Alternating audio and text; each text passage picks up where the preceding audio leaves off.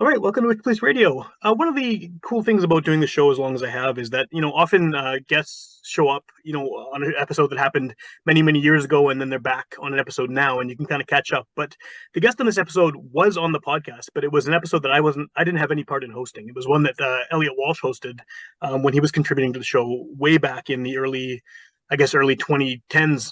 And I've been kind of hoping to have you on the show for a while since then. And I know we were talking about it online, and you said, when we have a new record coming out, that'd be great timing. And now you have this new record that just came out. So I think that there's a lot to talk about there with the album and sort of with the just the way that the group has been going in the past few years. But maybe to start this off, if you want to just introduce yourself and give a bit of background about what it is you do as an artist. Yeah, well, thanks for having me. My name is Brendan Gray, and I am, I guess, primarily known as the frontman for the group Super Duty Tough Work. Yeah, so I mean, my role is I don't really have one particular role.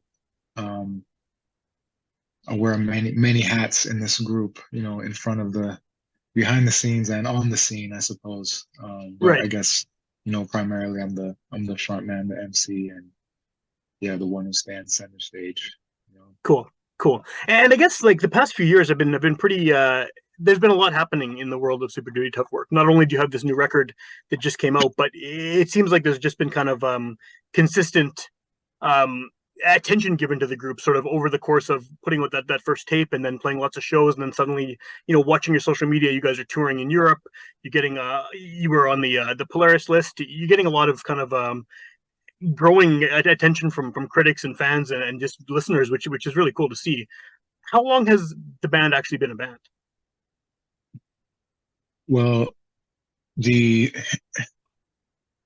initially, the group started, I think, in its first formation, um, in late 2013. So I believe the first show was, December 20th or something like that. 2013, maybe 2014 actually. And that was the very first show, and then it took, some time to develop the group and go through, personnel, and we had different lineups and so on and so forth. And, we've had this lineup for a while now. Like, I mean, this is the lineup that's been with, that is Super Duty Top Work essentially. Okay. Um, yeah, so it's taken it, but it has taken it did in the beginning stages, it took, it didn't just come and be as it was. It took some time to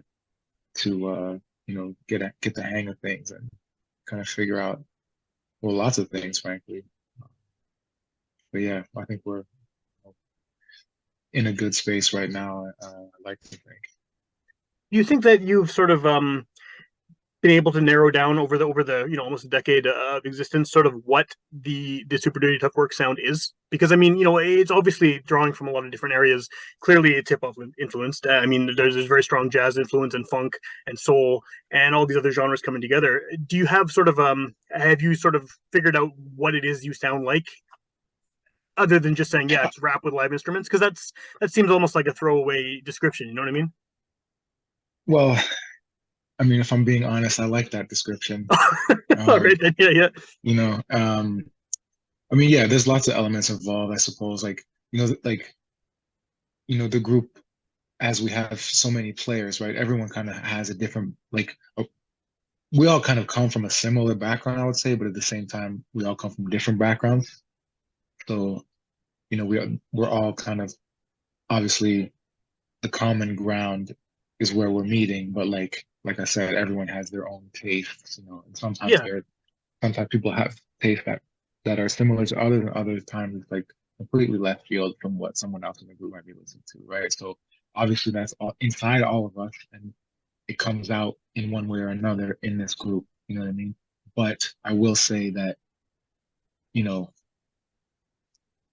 people always try to characterize us, you know, in I mean, I feel like when people, and I could be wrong, but when, people try to put these other labels other than hip hop on us, it's an attempt to kind of, you know, reach more, I guess, wider audiences, which is fine. But, to me, at the core of what we're doing and the heart and the purpose really, is that we are hip hop music, hip hop Sure. group. You know what I mean? So to me, that's enough to just say it like that. And honestly, sometimes, even though, some of us do, myself included, we have a, jazz school background. Um, I feel that especially when that word jazz is thrown in, it's like it's really, someone's attempt to they feel that has this kind of like a sophisticated air, I suppose, and they want to like bring that in, which is fine. But as I said, to me, it's enough to just say hip hop. You know what I Sure. mean? So Sure. No, that when I'm asked, I say hip hop, and then sometimes, honestly, I get a little bit like I don't know, because the other thing is, frankly, is there's kind of a um, there's a stigma in the hip hop world that is kind of attached to live bands and then jazz rap, right? So sure. for better or for worse, hip hop's enough. That's cool, and that kind of maybe brings up two other things. I mean, first of all, like all of those genres that I just mentioned, they're all part of hip hop. I mean, Yeah, historically, and in terms of like just developing that genre, and in terms of samples and things like that. I mean, that's a lot of what hip hop is drawing from. It is soul and R&B and jazz and funk and all these things to make up sort of the hip hop as a collective genre. But the other thing I noticed is, I mean, on your new album especially, there seems to be definitely a focus on maybe not a focus, but there are references to sort of, it almost seems like frustration with artists who are not using their platform to say something. And mm, that just kind of reminded me what you were just saying about people using jazz as sort of almost a way to soften it and say, oh, this is not hip hop, this is not. I don't know. Is that something that you that is obvious? It seems like it's something that's affecting you, as far as the lyrics, anyways. Is hearing other artists doing music like hip hop, which has roots in struggle and in political and in social values and things like that, and then using it for kind of fluff music, right? And I mean, that yeah, sort of was what reminded me of it, is the idea of like, oh, it's jazz, so it's okay, it's not that kind of hip hop, right? Is that sort of what you're getting at? right. A little bit. I mean, I think you touched on it. Um, you know, it's funny because so this particular record was made, post 2020, okay? And in the shadow of that, I would say Sure. somewhat. And prior to that, like I've been, an MC for a long time, frankly, and been on the scene for a minute. And I would say that, in my opinion, you know, whether it's overt or covert, hip hop always has some kind of like social commentary. You know what I mean? And sometimes it might be very like direct, and other, in a way where it's like, criticizing whatever, the government or whatever. And other times it might just be like, it might seem like it's a party track, but even in that sense, it's still commentary. You know what I mean? But, you know, in my early years or years prior to 2020, even up until then, we as a group and myself as an MC, like, we caught a lot of flack, like low key and sometimes high key, from people for having that political element. You know what I Okay. mean? Um, so it was interesting to see how, when the summer of 2020 hit, how like so many people started, just essentially flip the switch, did a total 180, and then everyone thought that they needed to engage in some kind of statement making or whatever, you know what I mean? And so that, to me, that's great. But at the same time, it was interesting to see, how people, like I said before, were criticizing us, and then all of a sudden we're like doing the same thing that we've been doing. And, I felt that it was a lot of it, although it's good, it's great. That's what we need. We need, critique and analysis and all that stuff. But I felt that a lot of it was like essentially quite disingenuous and just trying to be on trend to not seem to be on trend, right? Because that's what in the moment is helping to like sell records Sure. or grow your platform or whatever. And if you're not staying with that, then people are gonna pass you by, right? So that there's that element. This record was made with those kind of feelings in mind. So it's not just that I'm saying, and we want people to have a critique. It was also saying like it's funny that you have a critique now, and like how deep is it? You know what I mean? And even saying that, it's interesting now, 3 years later, to really see like who has sustained that that stance. You know what I Yeah. mean? Who was still like talking about various issues and who just kind of was doing it in, for the summer and then boom, right back to something completely different. You know what I mean? So Yeah. Well, and did that kind of experience seeing people doing that, seeing people, jumping on a trend of having something to say, did that make you want to come even harder with this one? Because this record seems like right from the beginning, it's pretty uncompromising. Like it's there's no it starts and ends with just kind of like it's heavy. You're saying something, it doesn't stop, it doesn't let up. Like was that something that came out of that? Is just wanting to double down on your own sort of your own messages and your own values and your own sort of ideas of what should be said on a record? yes, simply. I mean, as in theory, right, there was a shift in public consciousness, right? In theory. And as that's the case, like that means that we have to shift also, because I think, we want to think that we are, providing an analysis that is different, possibly ahead of the mainstream. Right. So if that moves, we have to move also. You know what I mean? And even if it doesn't move, like we're always still learning. I'm always learning, getting more, facts and researching more and reading more and all those things. So like naturally, my opinions and ideas are going to shift also, right? So it was just so on one hand, it was kind of influenced by like the need to said, okay, so everyone's on this page. Well, that's great. So now let's examine it, even deeper, right? One hand, it was related to that. On the other hand, it's just a natural progression. Um, so yeah, but honestly, like for better or for worse, I think, you know, I'm glad that in theory we had this shift because, you know, I don't think that collectively we were in a very good place in terms of our analysis before. And, Sure. at the time, I don't know. Like I said, I'm not sure how deep it is. The cynic in me feels that a lot of it was very surface level, and this, there is some kind of, I guess, reactionary, uh, lyrics in that sense on this record to that. Um, but at the same time, it's like, okay, if we really want to talk about these things, then let's really talk about, what the real issues are, not just, aesthetics. You know what I mean? So Yeah.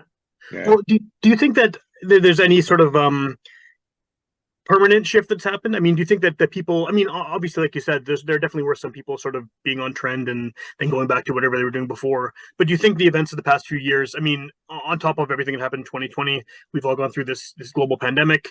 People's lives have been uprooted worldwide. Do you think that there's any kind of maybe shift towards people wanting to express? I mean, art has obviously always expressed, struggle and difficulty, and then and things like that, along with more positive stuff. But do you think that there's a shift, maybe in terms of culturally, in terms of people wanting or being more open to hearing something that is reflecting, serious issues and not compromising on saying what needs to be said? I think, I think, is there a shift in people being open? I think yes. I think for better or for worse, and again, I might be quite cynical about this, but like you know, people are understanding things in a different light, for whatever reason, there is to some degree more of an understanding of some issues, you know what I mean? Now, I don't know if that's led to actual material change on the ground. Right. I think maybe not, but like I can tell you for sure that, we definitely get, it's very different now performing Fuck the Police than it was before. I bet. Yeah. You know what I mean? So, so yeah, that, and I guess we'll we'll see um what comes in the future, but I definitely think people are a bit more like people who wouldn't have been receptive or open or understanding to hearing things like that now are less um they're less taken aback, which I don't know. I honestly don't know if that's good or, I don't know if that's a good thing because yeah, I mean, part of what we do and part of art is not, I wouldn't say to offend, but it is at some points, I think, putting people, including ourselves, having to confront like uncomfortable, you know, um, just elements, right? Yeah. And if so, is it good that people are more comfortable with these uncomfortable happenings? And then as and we're and still seeing no material change, like I don't know. Right, because you want to be able to confront people with it and sort of show them like, look, you open your eyes and just look at this. This is what's actually happening. And yeah, if they're almost desensitized to it because they're sort of immersed in reading about it and everything, then yeah, maybe it's not going to be as drastic of an effect on them when they hear. But I mean, like when I first heard your tape, the previous tape, I think I come from punk rock and reggae were the two genres of music I listened to the most and still do. And so I mean, Okay. when I heard your tape, it really was like it was refreshing because a lot of the Mm, music I listen to, whether it's 30 years old or whether it's from last week, it deals with that kind of stuff. It's very direct, it's very confrontational, it's very outspoken on issues and on topics like the social issues you're dealing with in your music. And I think I hadn't heard anything like that in a while, especially mm, in hip hop. And not to say that there isn't. I mean, there's tons of people doing hip hop of all different stripes worldwide, and plenty of people are doing socially conscious hip hop, politically conscious hip hop. But I think that it was, yeah, it just I hadn't heard something that hit that hard in a while. I mean, mm. songs like "Fuck the Police," for example, it's so direct, and I think that for a long time people had been sort of hinting at things or using metaphor, and you just come right out and say it. On this one too, it seems like it's lyrically harder and musically harder too. It seems like everything is just a lot more sort of in your face and confrontational. Mm. And yeah, I really appreciate that it's nothing about the record is. I don't want to say it's not subtle because there are musical subtleties and lyrical subtleties too, but it's very much kind of, this is what we are, this is what we represent, this is, here it is, make Yeah, of it what yeah. you will. Well, thank you. I appreciate that. Is that something that you, I mean, are you going for that? You want to have it sort of just, once it's out there, it's open to the interpretation of the listener? Or, I mean, because, depending on who hears it, especially with some of the songs that are more, I mean, your single there with the video, Guillotine Dreams, right? That video is very effective. It's very hard too. And so, Mm. I mean, who is that being directed at? Is that being directed at someone who maybe is ignoring some of these issues, or is it directed at someone who already is sort of aware? And I mean, what's the sort of target audience for something like that comes that hard?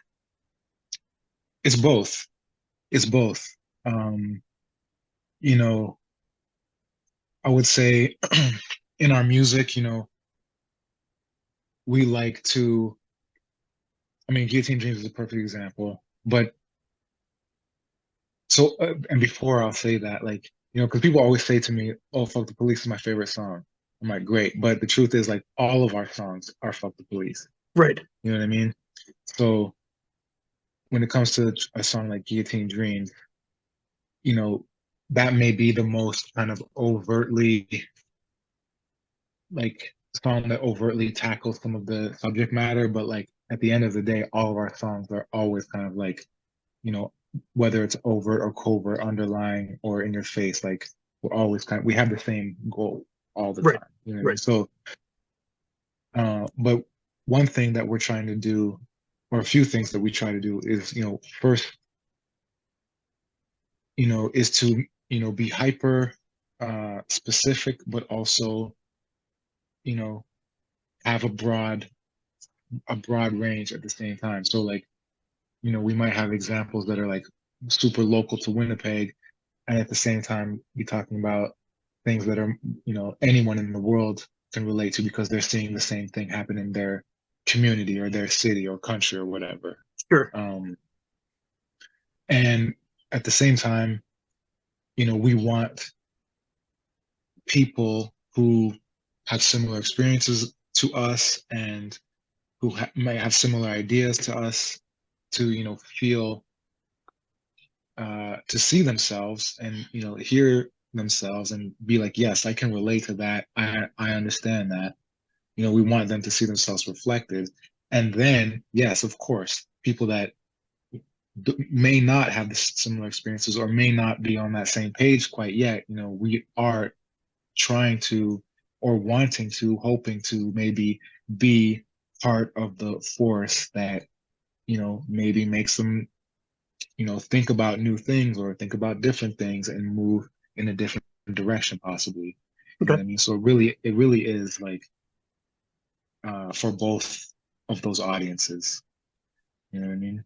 Do you think that you mentioned the local references, and I do like those on there. I mean, I always like music that I mean, it's just personal preference, but I like music that even if I don't recognize the specific references. I like when I hear specific references. I mean, like someone like Wu Tang, for example. I don't live in New York. I don't live in Staten Island, but there's so many very very hyper local references they're talking about, and Right. it's almost like a puzzle trying to put together. I mean, you're saying stuff like references to Sam Cates kicking kids in the head and stuff like that, right? I mean, that's Yeah, yeah, yeah. in Winnipeg that evokes something because everyone remembers that video, right? But yeah, to someone in even in Toronto or something that maybe isn't going to be such an obvious connection, but it I think that the localness of it makes people hopefully want to sort of seek out, okay, who's Sam Cates? What did he do? Why is he being referenced in this way on this song and that kind of thing? I mean, I hope people do that level of digging. I always like doing that when I hear music that is very specific to a place.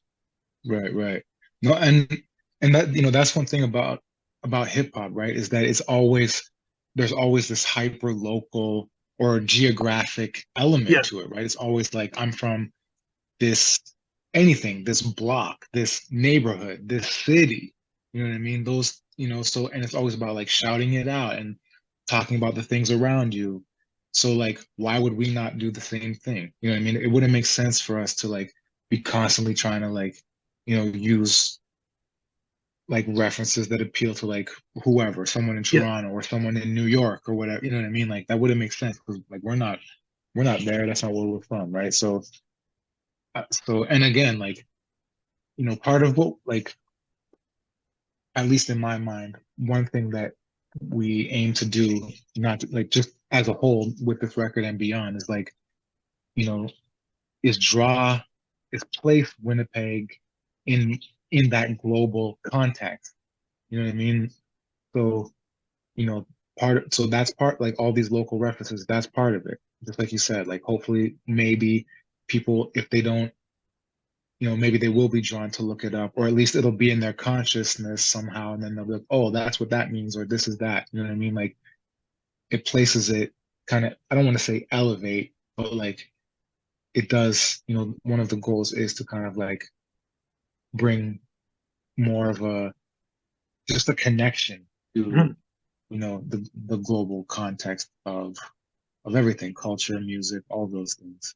So yeah, But that's where one of the reasons we have so many. I mean, it's sorry, just to no, go say, ahead. like, Yeah, it's not when I'm writing it, it's not like I'm gonna use this reference and it's gonna be like local and they're gonna think, and blah blah blah. yeah. It just comes naturally because that's what I think. Um, that's just what comes to mind at that time. Well, that makes sense, and it's interesting you say, about you sort of it would be weird not to to reference Winnipeg and then to have those local Right. things, but or to sound like you're from somewhere else and try to reference things that are more appealing to someone in whatever LA or Toronto or something. But that does happen a lot. I mean, especially with hip Oh hop, it yeah. seems like more than any other genre. I see, local independent artists, and they don't nothing about them kind of exudes Manitoba, right? I mean, it's just Right. they're trying to appeal to someone who they don't interact with every day, and it's not the people that they're surrounded by, which always seems weird to me. That if you're going to make art, whether it's whatever it is, whether you're a country singer or a rapper or you're making techno, whatever it is, like that, your experience has to be filtered through it somehow, and it always seems strange and disingenuous when someone is not reflecting on their local community and their local struggles and things like that. No, 100%. And I think, it's disingenuous, like you said, and it's obvious, right? Like to me, it's so strange to me when I see, people like in hip hop, for example, using, whatever the popular slang is from like some place in the other part of the world. You know what I Yeah, mean? Like that doesn't really, I mean, we're all affected by things in different ways, and I'll use, slang from New York or whatever that was, popularized when I was listening to music in the 90s or whatever, you know what I mean? But like now it just seems like boom, TikTok, we get the influence from there, and then the kids say it, and then they're trying to like create this image that they feel will be, will bring them attention and success. And I mean, I guess sometimes it works, but at the same time, it's to me, it can be strange. yeah, it is strange. Well, but that maybe the TikTok thing maybe brings up something else too. I mean, you're releasing this, you have this album, and it's very this kind of dense, very thoughtful, thought provoking. Obviously a lot of time spent on the music, on the lyrics, and the production. Everything seems very worked on in a very good way. Like it seems like it's something that was intentionally put together. And now you're releasing this in an era where a lot of people's music consumption is through something like TikTok, where they hear 15 seconds of a song and they don't even know Yeah. who the artist is. So, what is it like releasing an album like this in an era where you don't even know if someone's going to give more than a 30-second listen or listen to more than one song or even sit down and kind of absorb the thing the way it's meant to be experienced? It's tough, straight up. But and I mean, and like we are in the industry now, I suppose. So like we are meeting with, we have been for the last few years, like meeting people and, you know, attending workshops, conferences, all these things, and like having, take meetings and like, trying to use that framework to, climb the ladder and so on and so forth. And like it's interesting because like to a certain degree what we do is kind of against the grain in a lot of ways. And I don't know if perhaps we would be farther along or more popular or something if we would be like applying all the rules and strategies and techniques that people tell us that we need to be applying. um but yeah, like for example, right now it's really, from what I understand at least, it is about like short songs, for example, Yeah, because like people aren't listening to 4 or 5 minute songs in the same way that they used to. So it has to be real concise and easy, digestible for TikTok, for example. Like, yeah, there's like I see people, you know, industry people. So people that like in the Canadian industry that are really to a certain degree calling shots or have some influence. And I've heard them say like, "Oh, if you're not on TikTok, I'm not even gonna give you any the time of day." You know what I mean? And to me, for a group like us, where we're coming from, like as a group of musicians who are like dedicated our lives to our musicianship and the traditions of yeah. the music that we're involved in, right? Like that just is like totally insane because that's not anything to do with what it's about. You know what I mean? And not just about music, in any form of art, right? Whether it's painting, dancing, like poetry, singing, whatever, culture, right? Yeah. It's not about, or at least the way I understand, it's not about, selling numbers, streams, visibility, all of those things, right? It's in theory, it really is about like the value of the art first. And that is still how we operate. And yeah, it definitely, sometimes has been to our detriment because we are not posting 3 times a day on TikTok, writing songs, that are specifically, written with the intention of being synced or trying to become a trend on TikTok or like doing dance. You see people that like, here's my song, here's the TikTok dance, can it take off? That sort of thing. Like Yeah. that's not our approach. You know what I mean? So like we do, we get a lot of really great feedback and love from people that send us messages, say things to us, in person, at shows, after shows, whatever, about like how much they enjoy our music and like the message or the musicianship or whatever it is. But like, our reach is still frankly very small. And I think that can be attributed to some degree to the fact that like uh we are a little bit, outside of the popular, mainstream industry approach to music. So, even looking at this record, even and going into it honestly, like one of the things that I wanted to to kind of capture with it was to like take these, heavy ideas, heavy concepts and make them um I don't know, not, more enjoyable or fun or like not so, because like so many times in rap, especially like or in hip hop, like people, I mean, people are always like they essentially they they they associate like politics or like, and I wouldn't even necessarily say like we're a political group necessarily, but like they associate that sort of stuff essentially as like being whack or like not fun or like no one, I don't want to listen to that. Like it's too wordy or it's like preachy or whatever, Yeah. whatever. So like I wanted to like, still be come with the the radical element, but like almost have it be like pop music to a certain degree. You know what I mean? It's like disguise it almost. Now, I think like somewhere along the way that idea totally fell by the wayside, and we just kind of went more to like stay on course with what we do. Um, but that was one thing that was kind of something that we did have in mind. So maybe we were trying to like, shake away this purist approach and get something that was more, tangible for the mainstream. Um, but yeah, it definitely